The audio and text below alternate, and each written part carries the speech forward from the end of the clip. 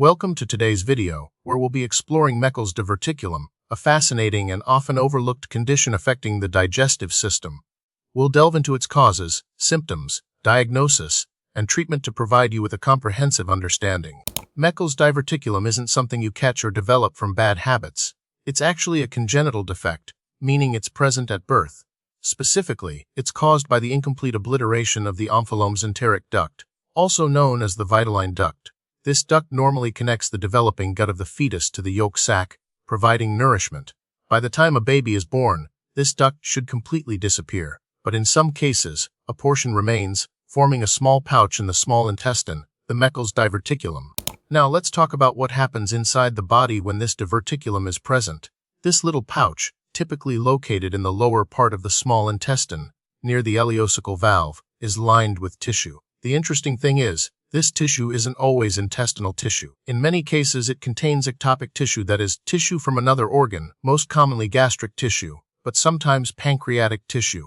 When gastric tissue is present, it secretes stomach acid, even within the small intestine. This acid can irritate and ulcerate the surrounding intestinal lining, leading to bleeding, inflammation, and even perforation in severe cases.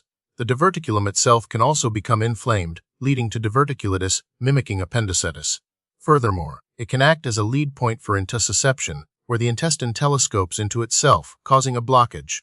Volvulus, or twisting of the intestine, can also occur around the diverticulum. Meckel's diverticulum affects roughly 2% of the population, making it the most common congenital anomaly of the gastrointestinal tract. Interestingly, it's often said to follow the rule of 2S, occurring in approximately 2% of the population, located within 2 feet of the ileocecal valve, about 2 inches in length, and being symptomatic in around 2% of affected individuals, often before the age of 2. While these are helpful generalizations, remember that variations can occur. Both males and females can be affected, but males are 2 to 3 times more likely to experience symptoms. The symptoms of Meckel's diverticulum can vary greatly. Many people who have a Meckel's diverticulum never experience any problems at all. When symptoms do occur, they can be diverse and sometimes mimic other conditions. The most common presentation in children is painless rectal bleeding, usually due to peptic ulceration from ectopic gastric tissue.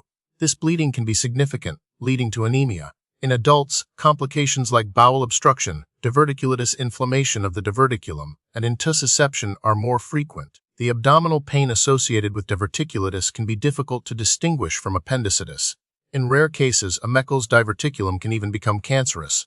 Diagnosing Meckel's diverticulum can be tricky, particularly when symptoms are vague or non-existent. If a patient presents with rectal bleeding, unexplained abdominal pain, or symptoms of bowel obstruction, doctors may suspect Meckel's diverticulum. Several diagnostic tests can be employed. A Meckel's scan, also known as a technetium 9IM pertechnetate scan, is commonly used, especially in children. This scan utilizes a radioactive tracer that is absorbed by gastric mucosa, allowing ectopic gastric tissue within the diverticulum to be visualized. CT scans can also be helpful in identifying inflamed diverticula or complications like bowel obstruction. In some cases, the diverticulum is discovered incidentally during surgery performed for another reason. Capsule endoscopy or double balloon enteroscopy are other methods that can be used to visualize the small bowel and find the diverticulum if other methods are inconclusive. While Meckel's diverticulum itself doesn't have distinct classifications, the complications it causes can be categorized.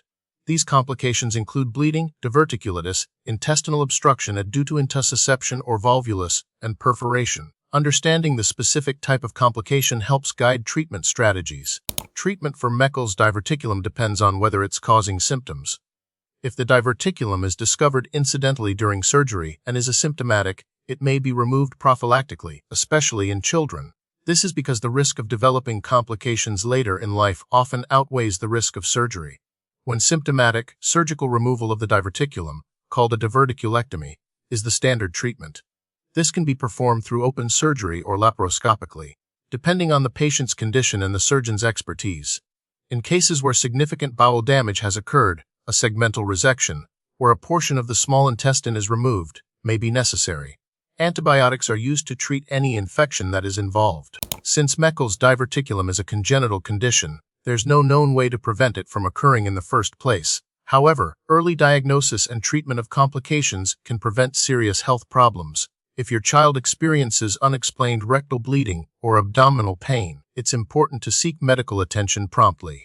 The prognosis for individuals with Meckel's diverticulum is generally excellent, especially when it's diagnosed and treated promptly.